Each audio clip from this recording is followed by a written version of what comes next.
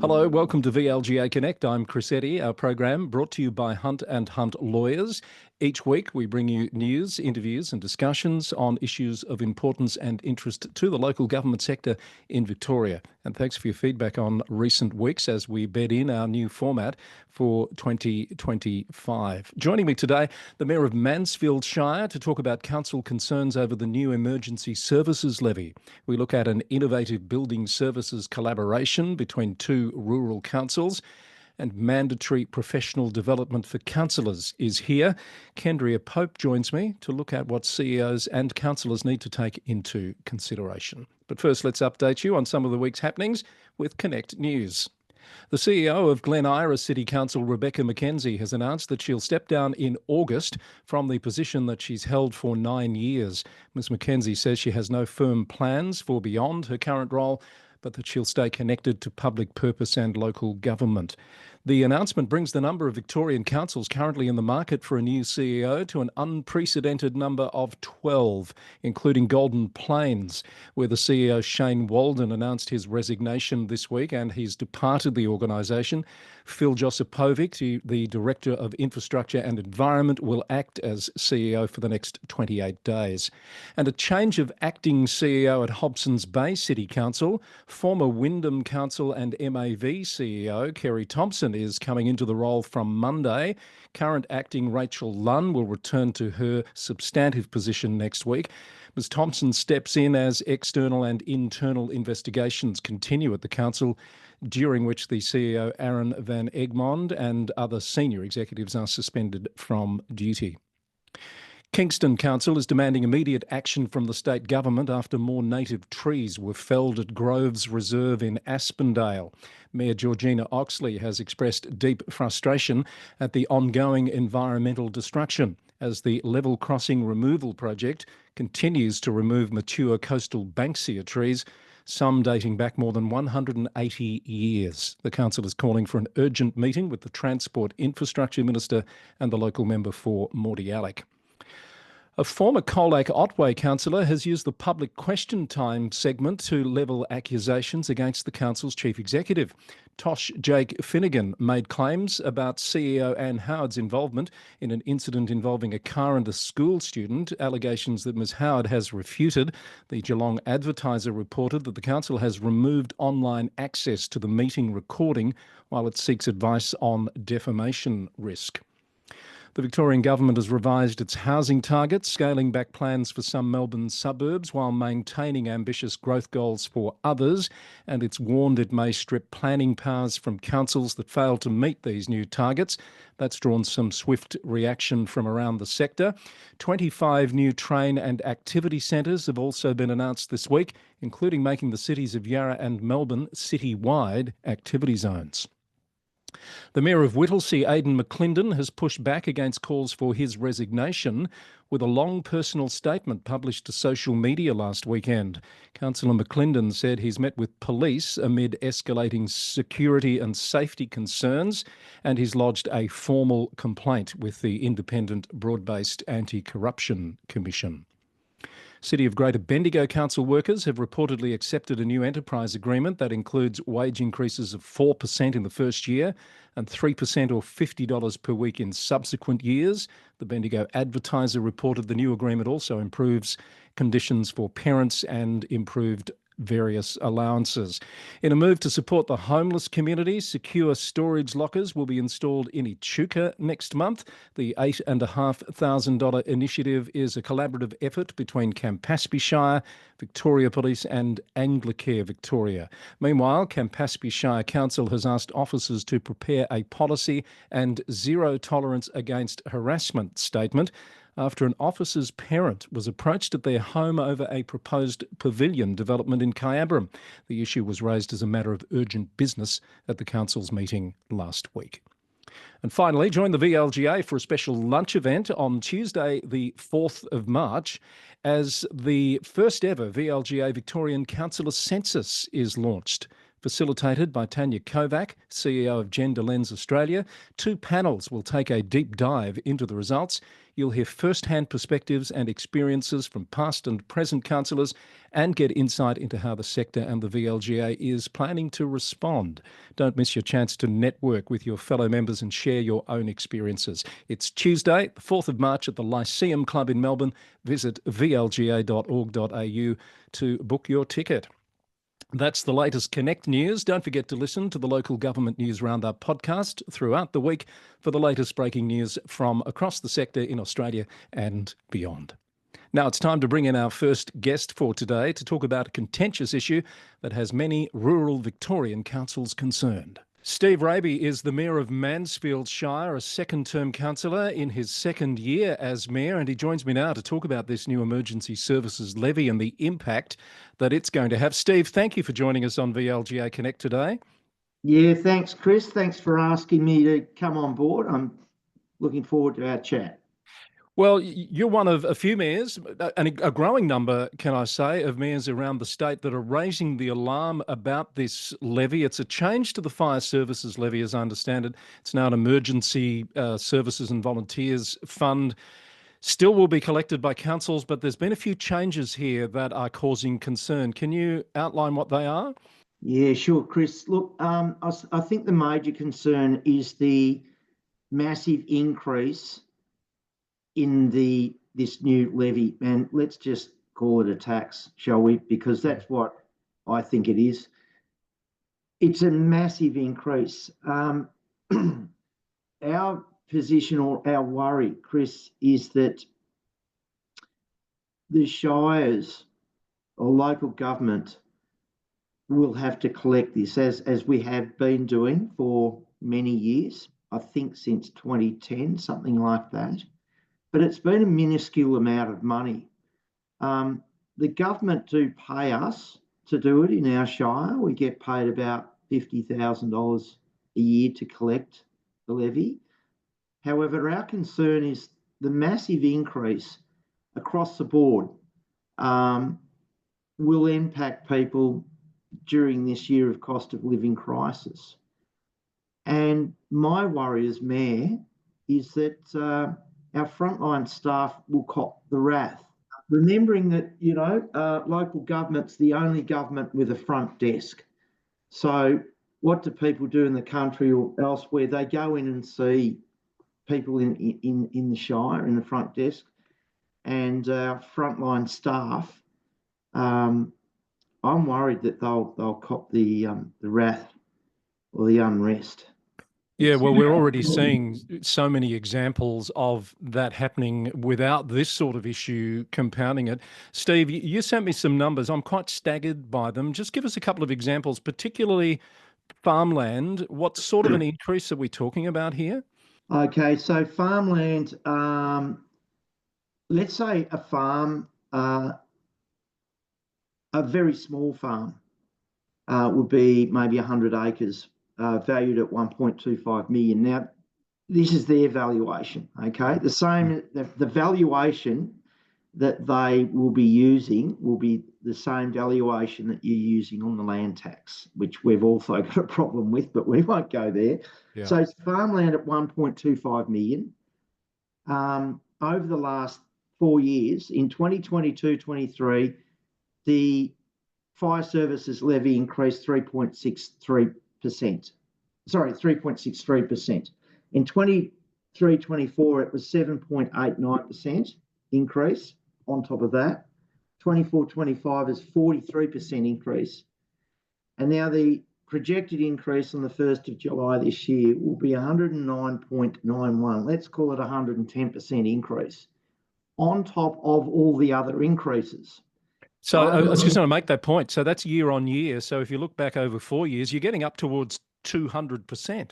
You are, Chris, yeah. And, this isn't, people aren't going to take this one laying down. They're going to be pretty upset. And as I said before, we're worried that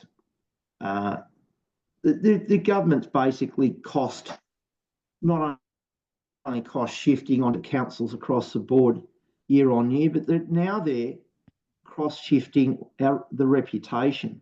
So sort of, they should be taking the brunt of this anger, not us. Just to take this into let's get an idea of residential of the same value, say, Yes. so $1.25 million house, which there's plenty of in Mansfield. It seems every house now is worth about that after COVID.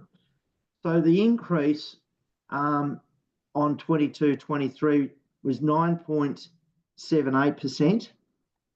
23-24 is 4.37%. 24-25 was 32%. And this currently year, they're looking at 46.31%. So that's still year on year. You're getting up there, you're sort of looking about 60%, I'd say. So what does that look like in dollar terms for a typical property, Steve? Do you know? I think it's for a farm of, say, $5 million, which is, it sounds like a lot of money, but it's not really a lot of money because it's just the valuation of the farm. So let's just say, your great-grandfather's passed it down through the line, and you end up with 300 acres in Mansfield. That's about $5 million. That's what they value that at. It was around $1,800 last year, and this year will be going to about 4,000 and something. Wow, that's pretty significant, isn't it? It is a massive uptick. And just let's remember too, when we're talking about farms and farms being passed down from generations, you don't just get the land, you also get the debt. So, yes. The debt gets passed down too. Of course, yeah, of course. Oh, that's a whole nother discussion that we probably don't have time to get into. But that old asset-rich, cash-poor argument's been run by people with multi-million-dollar properties with regards to rates for many a year, and of course, this is just compounding that issue quite substantially. So, what can be done about this? Your council's resolved to take the issue up with the government. I've seen similar moves just in the past week from South Gippsland, East Gippsland. I think there's 6 or 7 so far, and there's likely to be more. Is there some sort of collective action that's likely to get a result here, do you think? Well, Mansfield Shire in their February meeting moved a motion that was fully supported. It passed unanimously. The motion was put forward in support of Rural Councils Victoria's motion that went through in January. Right. So we didn't start this. We jumped off the back of those guys. We spoke to them about it. What are you thinking about doing about this? And they said, we've already had talks to the minister and we've already got a motion up. So we got hold of that, and then our motion was put up to support theirs. So I think what you'll find is during the MAV Hume region, there will be a motion being put up there to be put on the agenda for the MAV state conference in May. But May's too late. I was about to make that point. The budget will be done by then. Really, something needs, if anything's going to change, it needs to happen now, doesn't it? That's right, Chris. It needs to happen now. And if I can just also, it's something that I've just forgotten about. Council really, look, we were in a position where we could have collected this last year, which we did. But the other curveball here is that the state government, to try and spin this through, are saying, well, if you're a volunteer firefighter, active, they're using the term active volunteer firefighter with the CFA, you won't have to pay. Now, everyone out there in VLG land knows that our rates do not, we don't know who's a volunteer firefighter or not. It's not on your rate notice. So, how do we do that? So all sorts of complexities that have been brought up with this idea. If I can say too, is that Mansfield Shire is one of very few shires that actually supports this government's rate cap.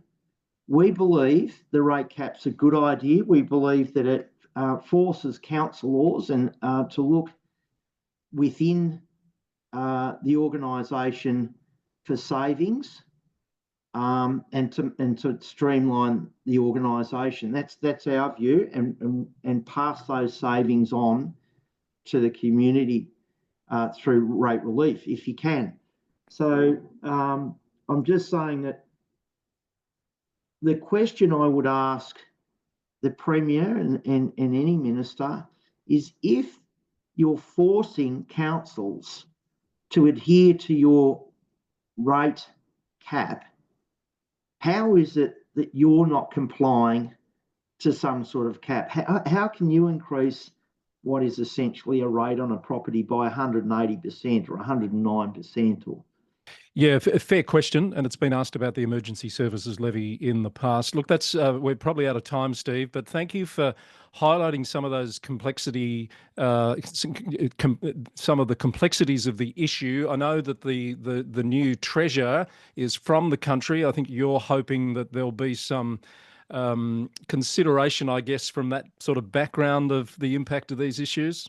I think Jacqueline Syme, our new treasurer, she grew up around Benalla, and big broad farming out that end and out the end of Cuna, so I think she will have her finger on the pulse a little bit more than the previous treasurer who came from Werribee.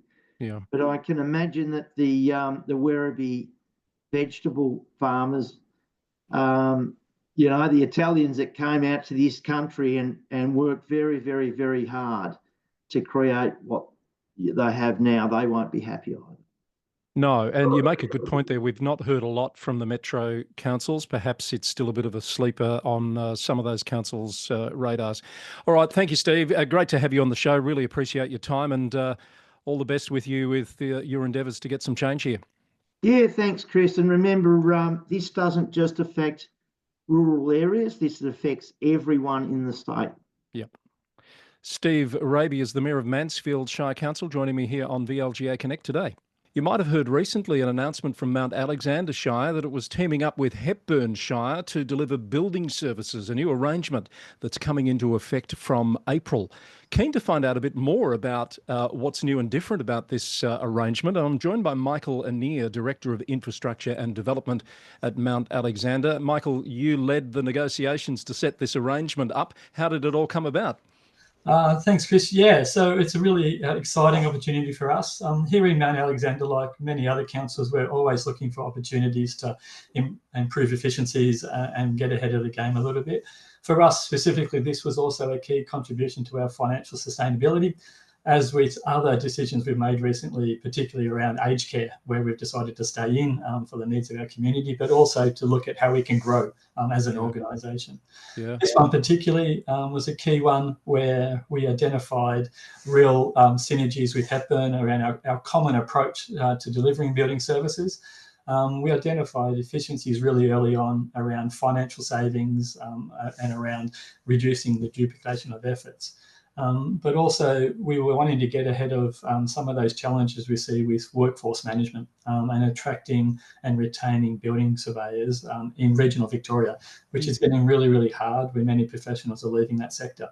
Yeah, I think it's challenging enough in metro areas, let alone rural and regional areas. Just paint a bit of a picture for us. This has been a coming crisis, can we say, for a lot of years now, as building surveyors sort of retire and move on, and there haven't been a lot coming through behind them to take up those spots, have there?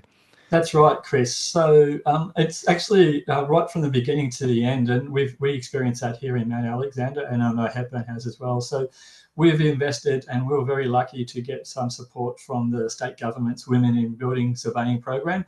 So both of our councils were able to take up that opportunity, and we've got two candidates that are coming to the end of that program. One with us in Mount Alex, who will be registered very soon, and one coming through from Hepburn. So those two individuals are committed to council, committed to the community, and want to continue to work. By coming together, we can actually continue to give them an opportunity to develop their career. And we feel that this offering that we've presented is a real unique one for building surveyors, so that we can get even those more experienced and qualified surveyors to come to work with us for that diversity and for that uniqueness, where in a small council, you often have similar day-to-day activities, limited sort of challenges, and etc. But by combining together, we double that, and hopefully we can bring some new people in that will then have an opportunity to grow at all levels across the spectrum of our team. So they get a benefit, but we also get the benefit of providing quality services to our community. So pleased to hear about how that Women Building Surveyor program is bearing fruit. I was lucky enough in a former role to be involved in the early discussions, and it sort of felt like it was going to take a long time for it to actually make a difference. So terrific to hear about that. Why Hepburn Shire in particular to partner at this point, Michael? So Chris, we're neighbours. We're part of, well, we're in two sort of different regional groupings. We have a lot in common, and we actually do a lot together.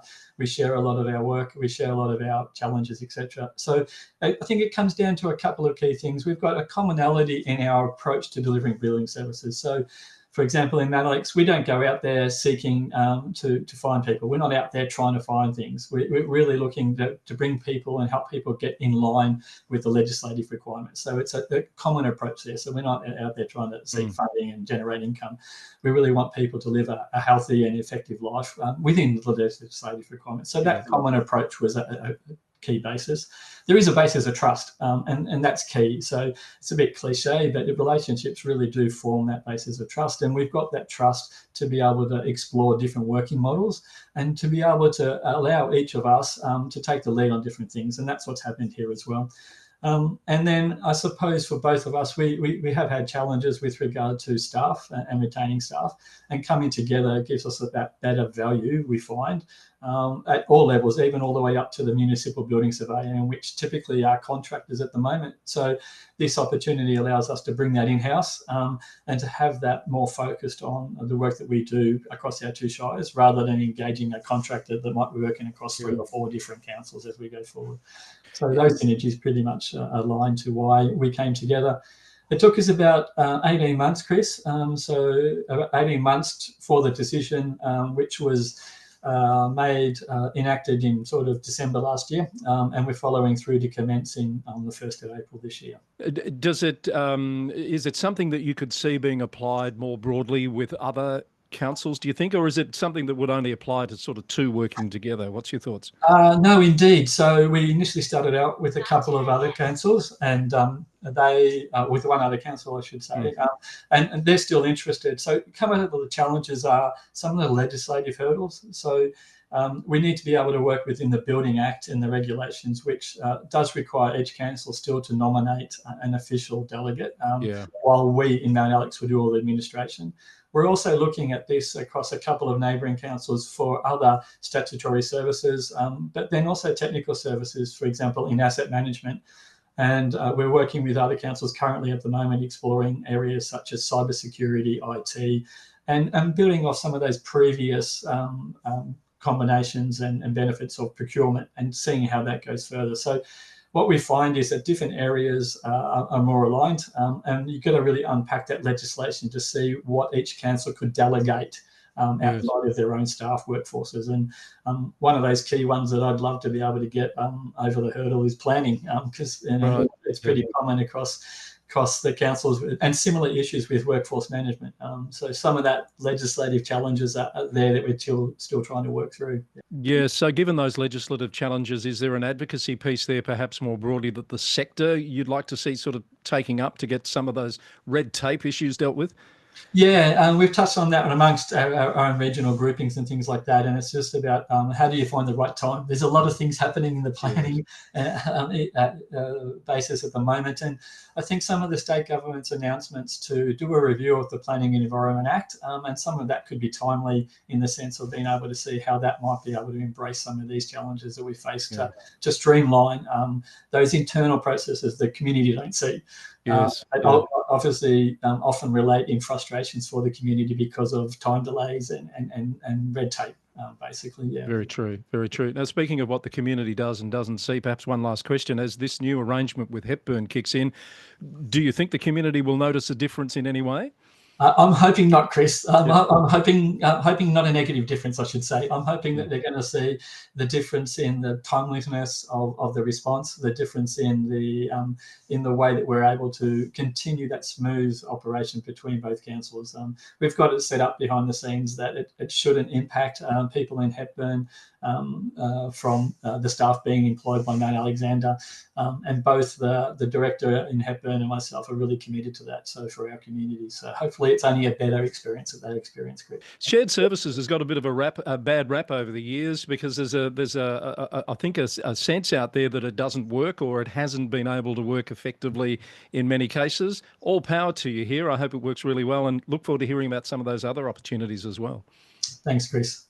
Michael Annear there from Mount Alexander Shire Council with us on VLGA Connect. Well, from one discussion about meeting the challenges of professional shortages in the sector to another sort of, Kendrea Pope, a regular contributor to VLGA Connect, is back with us this week. Hello, Kendrea. Lovely to see you. You too, Chris. We want to talk about the mandatory training requirements that have come in for councillors, but just as I was chatting to you before we commenced the segment, you were talking about helping a council with a governance resource need. And it just occurred to me, there's another part of the sector that's sorely in need of more talent coming through the ranks, isn't it? Oh, for sure. I think there's clearly, and I think everyone is very conscious of this, there's clearly some significant shortages that the sector is grappling with in terms of there being experienced governance professionals who can comfortably work in the sector. And I think that there are certainly some very real challenges for the sector in actually addressing that need. I'm not sure what the solution is, but certainly, the more collaboration that can occur and the more we can sort of in a sort of sector-wide fashion develop resources that can be shared between councils, that certainly helps. But in terms of getting people on the ground that are really comfortable in this space and have real mastery over governance, that's a real challenge. Yes, and it occurs to me with some of the issues the sector's grappling with at the moment, there's never been a more important time to have that good, sound governance advice and function in your council organisation. But anyway, we want to talk about training today. It's a bit of a ready reckoner, if you like, Kendrea, that we thought you'd help us with. New requirements in the Act for mandatory professional development of councillors and some guidelines that have now been released. So we thought we'd check on what is the Act saying, how much clarity of the guidelines provided, and we want to talk about what CEOs, councillors, etc. need to be mindful of. So just remind us, what does the new legislative regime say needs to happen? At the sort of macro level, Chris, you've got a new regulatory regime which provides for mandatory training at various stages of that councillor journey. So you've obviously got the pre-candidacy training, which is mandated. You have, a really extensive program of induction of new councillors at the very start of a council term. Most councils are now getting to the end of that mandatory induction program.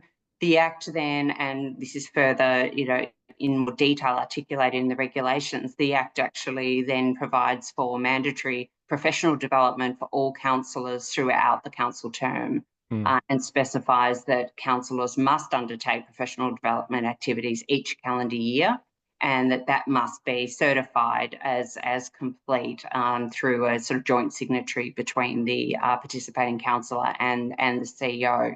And in terms of sort of the regulatory approach, there is a provision in the Act that provides that councillors who do not participate and complete that training within those requisite timelines can have their allowances withheld. So that the regulators have made it very, very clear that there are high expectations for participation and completion in these mandatory modules. I think we call that an incentive, and of course the ongoing nature of it, I guess, is the big shift in thinking here. So we've got the Act, and now we have some guidelines because the devil's in the detail, isn't it? And how much clarity have those guidelines given us?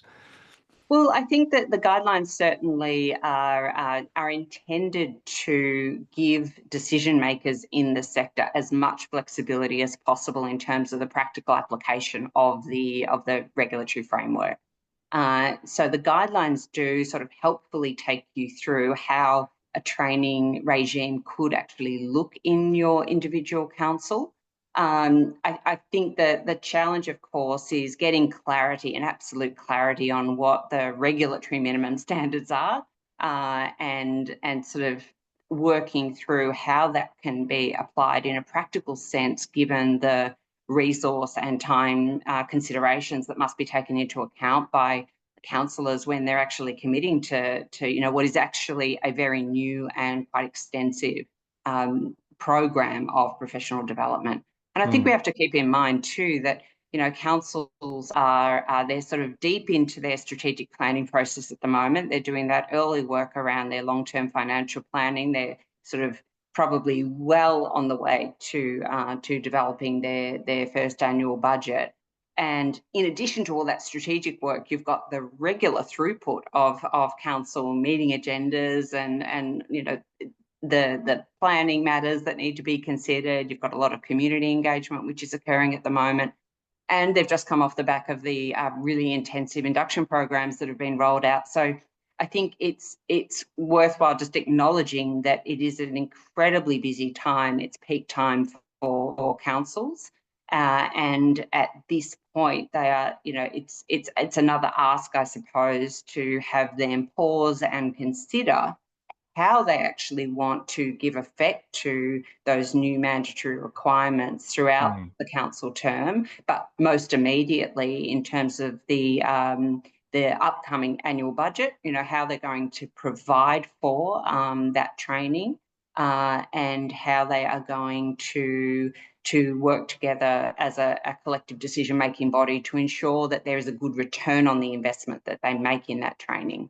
Yeah, so lots of councils have taken different approaches to the investment that they put into councillor training. I guess one of the upshots here is there does need to be some sort of recognition of this requirement and investment to match through the budget processes. And I certainly think, sort of going to your question of clarity, and as a segue from that, Chris, I think that there may well be a need for LGV perhaps to put out some further guidance to make it very clear to the sector what their understanding of the application of those regulatory minimums actually looks like.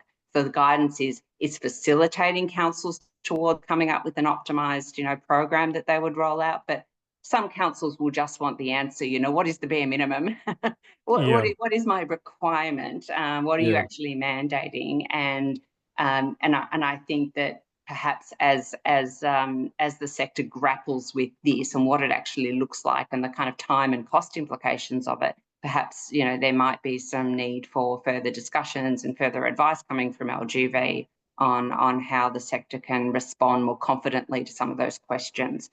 But overall, I mean, I look at the sort of training challenge through a range of different lenses. One is, there's obviously the councillor lens. They need to find time in that really busy peak period to sort of pause and reflect on what they've worked on over the induction period and what will give them the greatest sort of return on investment for that training dollar in that next year. So they'll need to really come together and make provision for how they'll actually fund their own professional development as a collective in that upcoming budget. So there's that requirement. They'll also need to consider how they develop policy to support the delivery of that training. And that policy would presumably allow for the councillor group as a whole to engage in, as a group, professional development, and it might also need to make provision for individual councillors who identify that there are specific, say, knowledge or information gaps in their toolkit to undertake some more tailored or specific training. So there's certainly those two elements that need to be considered. This is not just about the councillor body; it's also about equipping individual councillors with the knowledge and skills required to perform optimally in their role. And it might mean that, within a councillor group, you might have a range of different offerings being accessed by councils. So I think given the breadth of the, and the menu that's available to councils at this point, it's going to require CEOs to do quite a bit of work with their councillor group to have them, sit and pause and reflect and think very carefully about how they approach this next stage. Yeah, I was going to ask that next. You've talked about the councillor and the councillor group perspective here. The CEO, what other things might a CEO need to be mindful of here? Is there, for example, a need to look at individual councillors' needs as opposed to the group of councillors as well? Perhaps the CEO could facilitate the review by the councillor body of their own, areas of strength and areas that they might want to invest in terms of their own professional development. They might also point individual councillors to some of those tools that are available for their own sort of self-assessment of capability, and perhaps that's a good way of introducing the practice of that sort of reflection to individual councillors. So the guidelines actually do include a range of links to those self-assessment tools that councillors can use. There's a good one in New South Wales that's reasonably extensive. There's one that's been developed by LGV actually for use in Victoria by councillors, and maybe that's a good starting point for CEOs. But the other thing that's really important for CEOs to work on in parallel with them working on the building of capability in their councillor body, they need to look at the building of the complementary capability within their organisations to ensure that their organisations are the capability in those organisations are optimised so that they're an effective partner to the councillor body. And I think that, and that's not always an uncontroversial opinion. I mean, you would think that it's obvious that the CEOs are able to, invest properly in the development of their people, of course. But sometimes there have been sort of issues in the sector around CEOs accessing professional development for staff. And that's certainly something that I think is worth highlighting. But I mean, ultimately, you want your organisations to have really strong policy capability so that they are effective advisors to the councillor body, and you want them to have, a very strong capability in terms of execution and delivery of council resolutions. Yeah. So you really do need to invest in the organisation so that the whole is actually working at an optimal level of capability. So it's really important to focus on the councillors, equally important to focus on the organisation, and I think you don't want to lose sight of the whole. That would be my key thing. Good. We're nearly out of time. There's two more things I wanted to ask you. You're a former senior exec, even been an acting CEO, I think, at some time in councils. You're a former executive director of LGV. Mm-hmm. How much of a positive step forward do you think is this new professional development regime for councillors? I think the intent is very much is sound. I think the intent is sound. And I think the regulators have taken a very significant step in addressing some of the calls from the community and from the sector in respect of professional development. The challenge, of course, comes to the delivery and the execution of this. And certainly, I think for individual councils, we're going to come up against those age-old problems of the resource constraints that are faced. And it's not just about money; it's about time too.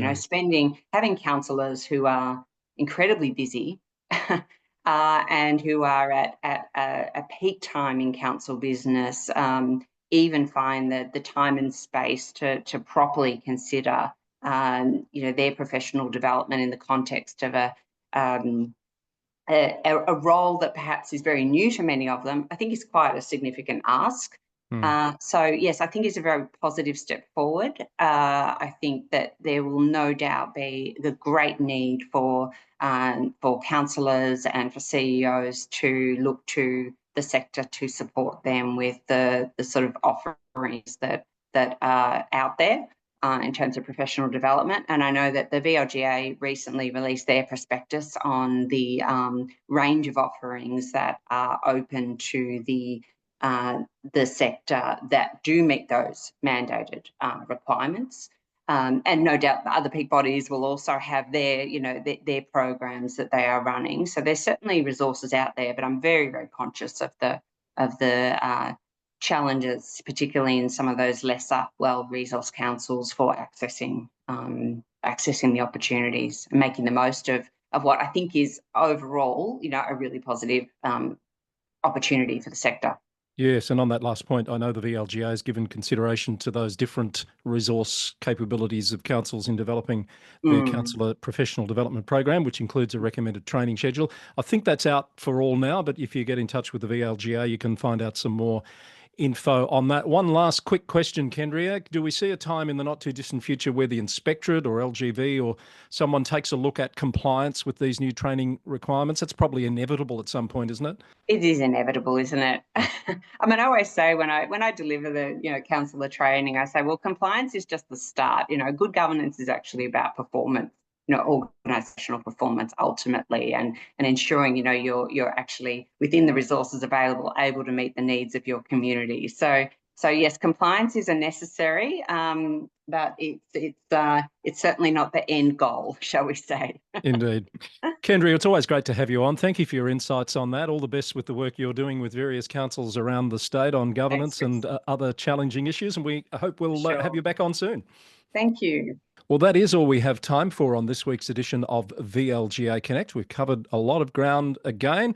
Next week, it'll be a special episode after the launch of the VLGA's first ever Victorian Councillor Census.